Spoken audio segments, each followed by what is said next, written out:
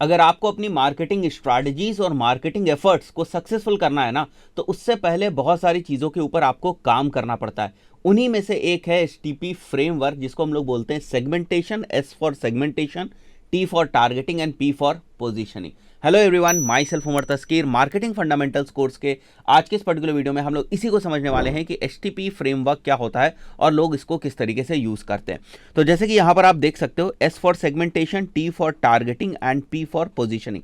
अगर इन तीनों शब्दों का बेसिक मतलब हम समझने की कोशिश करें तो यहाँ पर आप देख सकते हो, सेगमेंट करने का मतलब होता है dividing market into distinct group of customers using segmentation practices. अभी मैं आपको बहुत डिटेल में इसको बताने वाला हूँ। सेकेंड जो है वो targeting, determine which customer group to focus your marketing efforts on. Right, देखो मार्केट में बहुत सारे लोग होते हैं, हम जब उनको सेगमेंट कर लेते हैं ना भाई कि इस पर्टिकुलर एज ग्रुप के लोगों को मेरे को टारगेट करना है, इस पर्टिकुलर इनकम ग्रुप के लोगों को मेरे को टारगेट करना है, तो पहले तो आपको सेगमेंटेशन करना पड़ेगा, क्योंकि दुनिया बहुत बड़ी है, बहुत सारे लोग हैं, बहुत सारे यूजर्स हो सकते हैं, लोग हो सकते हैं जो आपके प्रोडक्ट को यूज़ करें। आपको लगता है कि बहुत सारे लोग हो सकते हैं जो मेरे प्रोडक्ट को खरीदें, बट उनमें भी हमें स्टार्टिंग में क्या करना होता है, सेगमेंटेशन करना होता है कि मार्केट के अंदर इस एज ग्रुप के लोग, इस इनकम ग्रुप के लोग, इस बिहेवियर टाइप के लोग जो है वो अवेलेबल हैं। तो वो आप सेगमेंटेशन कर लेंगे। सेगमेंटेशन करने के बाद आपको ये डिसाइड करना होता है कि मुझे किसको टारगेट करना है बेस्ड ऑन योर प्रोडक्ट, कि हमारे प्रोडक्ट की यूएसपीज क्या है, हमारा प्रोडक्ट किस तरीके के लोगों के लिए है, जो हमारे कॉम्पिटिटर्स हैं वो किस तरीके के लोगों को टारगेट करें। वो बहुत सारे जो फैक्टर्स हैं उनको कंसीडर करके फिर आप टारगेटिंग की जो बेस्ट प्रैक्टिसेस हैं उनको आप फॉलो करते हैं और लोगों को टारगेट करना स्टार्ट करते हैं। उसके बाद हम क्या करते हैं, पोजीशनिंग की। भाई टारगेट तो करना है, बट टारगेट करने के लिए हम अपने प्रोडक्ट को लोगों के दिमाग में किस तरीके से पोजीशन करेंगे। जैसे फॉर एग्जांपल अगर मैं मारुति की बात करूं, मारुति 800 की बात करूं, जो काफ़ी पॉपुलर जो कार है रही है मारुति सेगमेंट की, तो उसकी अगर मैं बात करूं तो वो स्टार्टिंग में एज अ फैमिली कार जो है वो पोजीशन हुई है लोगों के दिमाग के अंदर। फाइन। इसी तरीके से जब मैं ऑडी की बात करता हूं, जब मैं जगुआर की बात करूंगा, जब मैं मर्सिडीज की बात करूंगा, तो उसकी पोजीशनिंग किस टाइप की है, एक लग्जरी कार की तरीके से उसकी पोजीशनिंग है। उसी तरीके से अगर मैं फॉर्च्यूनर की बात करूं, कार के रिस्पेक्ट में अगर मैं फॉर्च्यूनर की बात करूं, तो उसकी पोजीशनिंग थोड़े से इन्फ्लुएंशियल लोगों में होती है। ठीक है, जनरली आप नहीं देखते हो कि बिजनेस ओनर्स जो है वो या जो कॉरपोरेट्स में काम करने वाले लोग हैं वो जनरली आप देखते हो कि फॉर्च्यूनर्स नहीं यूज करते, क्योंकि उसकी पोजीशनिंग थोड़ी से इन्फ्लुएंशियल लोगों के लिए हुई है कि लोग उस टाइप के लोग ही उसको यूज करते हैं, जैसे पॉलिटिशियंस हो गए। ठीक है, उस टाइप के लोग इसको यूज करते हैं। तो किस टाइप से किस प्रोडक्ट को पोजीशन किया जाएगा लोगों के दिमाग में, प्रोडक्ट हो सकता है, वो सर्विस भी हो सकती है, दैट इज बेसिकली पोजीशनिंग। तो अगर आप यहां पर देखो इसके definition, create product positioning and marketing mix that is most likely to appeal the selected audience. तो जो भी आपका टारगेट ग्रुप होगा उसके हिसाब से आपको अपने प्रोडक्ट की यूएसपीज और उसकी जो पोजीशनिंग है उसका ध्यान देना। चलिए थोड़ा डिटेल में और आगे बढ़ेंगे हम लोग। तो सेगमेंटेशन का मतलब है identifying and creation of your customer segment. तो सेगमेंटेशन बेसिकली 4 बेसिस पे होता है, या मेन 4 पिलर्स होते हैं सेगमेंटेशन के। सबसे पहला है डेमोग्राफिक, इसके बेसिस पे आप सेगमेंटेशन क्रिएट करते हैं। ज्योग्राफी एंड ऑनलाइन प्रेजेंस के बेसिस पर। साइकोग्राफिक के प्रेजेंस में वैल्यूज, पर्सनालिटी, लाइफस्टाइल, उनके एटीट्यूड, उनके इंटरेस्ट, ये सारी चीज़ें साइकोग्राफिक में आती हैं। और उसके बाद बिहेवियरल कैरेक्टरिस्टिक्स के बेसिस पर भी आप सेगमेंटेशन करते हैं। How does the segment will use product, how they behave on your online presence. ठीक है, ऑनलाइन वेबसाइट वगैरह है तो ये उनका बिहेवियर। तो इस बेसिस पर आप सेगमेंटेशन क्रिएट करते हैं। बहुत सारे सेगमेंट्स क्रिएट हो जाते हैं। देखो ज़रूरी नहीं है कि सभी सेगमेंट्स के ऊपर आप काम करें, ज़रूरी नहीं है कि सभी सेगमेंट्स के लिए आप मार्केटिंग करें, बट हमें इनिशियली ये चीज़ें करनी पड़ती ताकि हमारे सामने बहुत सारे सेगमेंट्स जो हैं वो क्रिएट हो जाएं। जैसे फॉर एग्जांपल मैं बात करूं अगर, तो एक सेगमेंट मान के चला मैंने चाइल्ड्स के लिए, बच्चों के लिए, और एक सेगमेंट जो है वो अडल्ट्स के लिए। ठीक है, और एक जो सेगमेंट है वो ओल्ड एज पीपल के लिए। तो ये मैंने आइडेंटिफाई किए कुछ सेगमेंट। अब अगर मैं कोलगेट की बात करूं तो आप देखते हो ना कि कोलगेट जो टारगेटिंग करता है, जब वो स्टूडेंट्स को टारगेट करता है, तो बच्चों को बेसिकली जब वो टारगेट करता है, तो उसका जो टूथपेस्ट होता है उसको वो दूसरे तरीके से दिखाता है, उसकी दूसरी यूएसपीज बताता है, उसमें बताता है ये फ्लेवर भी है बच्चों के लिए। ठीक है, तो बात समझ में आ रही है ना कि सेगमेंटेशन का यूज स्टार्टिंग में कितना ज़्यादा है। जब आप प्रॉपरली सेगमेंट कर लेते हैं तो उस ग्रुप को टारगेट करने के लिए और उस ग्रुप को जो भी आपका प्रोडक्ट है सही तरीके से पोजीशन करने के लिए आपका जो बेस है वो स्ट्रांग हो जाता है, और कुछ समझ में आता है कि एक्चुअली इस प्रोडक्ट को किस टाइप की पोजीशनिंग के थ्रू टारगेट करना है। फाइन, आई बिलीव चीजें आपको समझ में आ गई होंगी। उसी तरीके से एडल्ट्स के केस में दूसरे टाइप से पोजीशन किया जाता है। तो ये पर्पस होता है सेगमेंटेशन का। अब यहां पर मैंने एक एग्जांपल ले रखा है जिससे आप बहुत अच्छी तरह से समझ जाएंगे कि इनकम बेस्ड सेगमेंटेशन क्या है। जैसे मैंने यहां पर जो आपको सेगमेंटेशन बताया वो बेसिकली एक तरीके से एज बेस्ड सेगमेंटेशन बताया। इसी तरीके से इनकम बेस्ड सेगमेंटेशन का एक पावरफुल एग्जांपल हो सकता है जिसको मारुति सुजुकी यूज करती है अपने प्रोडक्ट्स के लिए।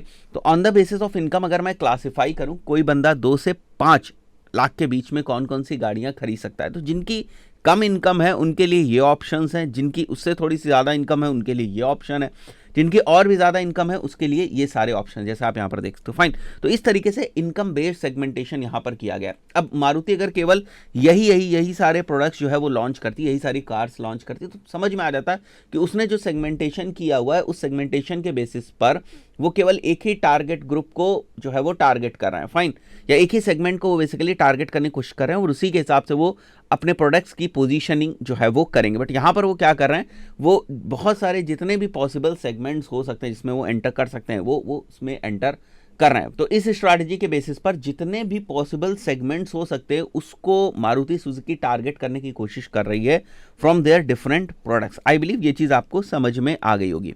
उसके बाद टारगेटिंग की अगर हम बात करें तो टारगेटिंग का मतलब यही होता है कि आप जो आपने सेगमेंट सेलेक्ट करें उनकी एनालिसिस करेंगे, प्रॉपरली उस सेगमेंट की एनालिसिस करेंगे और उसके बाद उसको टारगेट करेंगे। पता चला आप ऐसे ग्रुप को टारगेट करने की कोशिश कर रहे हैं जिसके हिसाब से आपका प्रोडक्ट है ही नहीं, तो टारगेटिंग तब करी जाती है जब हमारा प्रॉपर सेगमेंटेशन वाला काम पूरा हो जाए। फाइन, तो यहां पर आप देखो टारगेटिंग के लिए 4 चीज़ों को यूज़ किया जाता है।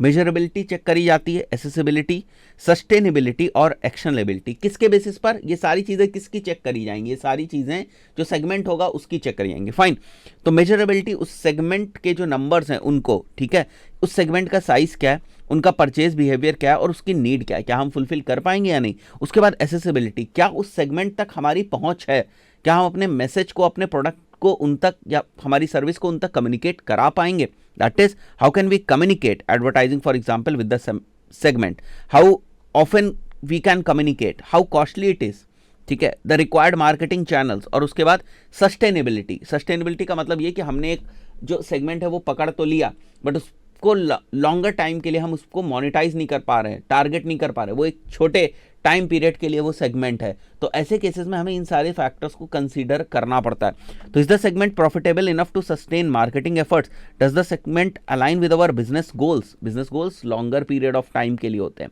तो आज अगर हम किसी टारगेट ग्रुप को पकड़ के उसको टारगेट करें, सेगमेंट को पकड़ के उसको टारगेट कर रहे हैं, तो क्या वो सेगमेंट हमारे बड़े जो बिजनेस गोल्स हैं उनसे अलाइन होता है। ऐसा ना हो कि हम आज एफर्ट्स कर रहे हैं वो सारे वेस्ट हो जाएं, ठीक है। Can we realistically offer value to the segment sustainably, क्या हमारा प्रोडक्ट या सर्विस को वैल्यू दे सकता है लंबे समय तक। Fine, and then actionability, can we maintain a competitive edge for the segment वगैरह सब कुछ बहुत बेहतर तरीके से सेलेक्ट कर लिया, ये भी डिसाइड कर लिया कि उसी को हमें टारगेट करना है भाई, बट ये भी तो देखना पड़ेगा उस सेगमेंट को हमारा कौन सा कॉम्पिटिटर टारगेट करा है, क्या हम उसको बीट कर पाएंगे या क्या हम उसके साथ कंपटीशन में खड़े हो पाएंगे, ये सारी चीज़ें। Can we communicate the way segment wants. Fine, तो ये सारे जो पैरामीटर्स हैं इनके बेसिस पर हम डिसाइड करेंगे कि उस पर्टिकुलर सेगमेंट को हमें टारगेट करना। आई बिलीव ये चीज़ आपको क्लियर हो गई। And then positioning is basically उसी तरीके से प्रोडक्ट को क्रिएट करना, उसी तरीके से प्रोडक्ट को दिखाना जिस तरीके से वो सेगमेंट देखना चाहता है। तो इसके लिए सेगमेंटेशन बहुत ज़्यादा ज़रूरी है जो हमने आइडेंटिफाई किया शुरुआत में। उसके बाद उसमें से किस सेगमेंट को हम टारगेट करेंगे वो आइडेंटिफाई करना जरूरी है। And then we position our product और सर्विस, राइट। तो टाइप ऑफ पोजीशनिंग क्या है, प्रोडक्ट एट्रीब्यूट्स एंड बेनिफिट्स के बेसिस पे आप पोजीशन कर सकते हो, associated brand product with certain characteristics और विद सर्टेन बेनिफिशियल वैल्यू। जैसे फॉर एग्जांपल ब्लैकबेरी की अगर मैं बात करूं तो ब्लैकबेरी की जो पोजीशनिंग थी वो किस टाइप की थी कि वो बिजनेस क्लास पीपल के लिए बनाया गया है, बहुत ही ज़्यादा सिक्योर है और ईमेल्स वगैरह से अगर आप कम्युनिकेशन करते हैं तो बहुत ज़्यादा सिक्योर रहेगा। तो ये उनकी मेन यूएसपी थी जिसके बेसिस पर उन्होंने अपनी पोजीशनिंग स्ट्रैटेजीज फर्दर जो है वो डिवाइस करी। फाइन। इसी तरीके से प्रोडक्ट प्राइस के बेसिस पर आप पोजीशनिंग कर सकते हैं, इसी तरीके से क्वालिटी के बेसिस पर, यूजेस एंड एप्लीकेशन के बेसिस पर, अगर कोई बहुत ही यूनिक फीचर आपके प्रोडक्ट के अंदर है, अगर बहुत ही यूनिकनेस है आपकी सर्विस के अंदर, तो उसके बेसिस पर जो है वो आप पोजीशनिंग कर सकते हैं। Than competitors, making consumers think that your brand product is better than that of your competitor. तो ये सारे डिफरेंट हमारे पोजीशनिंग स्ट्रैटेजीज हैं जिनके थ्रू आप लोगों के दिमाग में ये बिठाते हो कि ये प्रोडक्ट किस चीज़ के लिए है, प्रोडक्ट किस टाइप का है। फाइन, तो 3 चीज़ें आपको समझ में आ गई, सेगमेंटेशन, टारगेटिंग एंड पोजीशनिंग। ये देखो फ्रेमवर्क्स आपको लगते तो काफ़ी कुछ थ्योरेटिकल हैं, लेकिन थोड़ा सा अगर आप पेन पेपर लेकर बैठेंगे ना और थोड़ी सी एक्सरसाइज करना शुरू करेंगे कि मैं किसी भी पर्टिकुलर ब्रांड के एग्जाम्पल लेकर उसकी एसटीपी जो है एनालाइज करने की कोशिश करूं, तो आपको यहाँ पर बहुत सारी चीज़ें समझ में आएंगी कि हाँ ये ऐसे कॉन्सेप्ट्स हैं जो प्रैक्टिकली इंप्लीमेंट किए जा सकते हैं। एक और मैं एग्जाम्पल बताता हूँ, अगर आप गूगल पे भी जाकर एसटीपी जो है ना, segmentation, targeting and positioning framework for different businesses search करेंगे तो बहुत सारी ऐसी आपको केस स्टडीज मिल जाएंगी जिससे आपको समझ में आएगा कि बिजनेसेस ने किस तरीके से सेगमेंटेशन किया हुआ है। फाइन, इसी तरीके से अगर मैं एक और आपको एग्जाम्पल बताऊं सेगमेंटेशन का, टारगेटिंग का और पोजीशनिंग का, तो जैसे आप अपने ही शहर में अगर देखें तो बहुत सारे बिल्डर्स आपको दिखते होंगे। जैसे मैं लखनऊ में हूँ तो मैं लखनऊ की अगर बात करूँ तो यहाँ पर बहुत ही फेमस एक बिल्डर है शालीमार बिल्डर्स, ठीक है।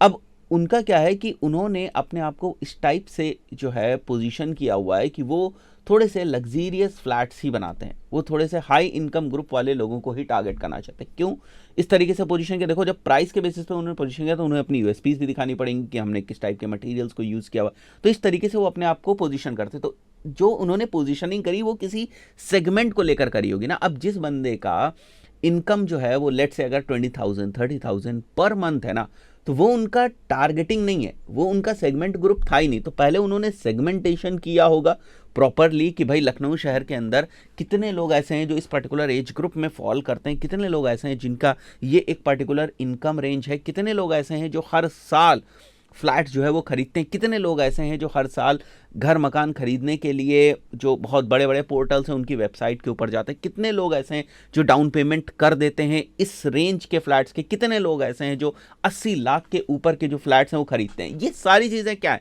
ये सारी चीज़ें हमारी सेगमेंटेशन है।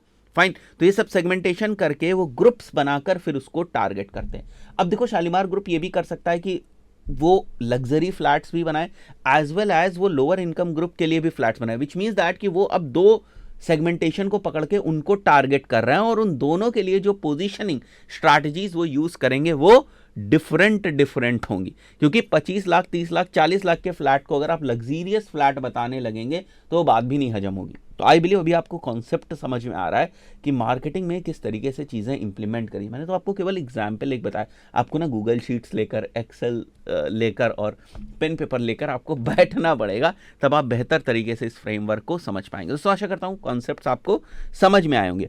उसके बाद यहाँ पर पोजीशनिंग का एक और भी बहुत ही ज़बरदस्त एग्जाम्पल है। जैसे यहाँ पर 4 जो चीज़ें हैं वो हैं यहाँ पर, जैसे आप देख सकते हो luxury, sporty, economy and family. तो अब ये वाला जो डिब्बा है ना, इसमें लग्जरी और फैमिली से मिलती जुलती जो गाड़ियां हैं वो दी हुई हैं, जैसे BMW टूरर दी हुई है, ठीक है। इसी तरीके से लग्जरी और स्पोर्टी वाली ये गाड़ियां हैं, पोर्शे, ऑडी।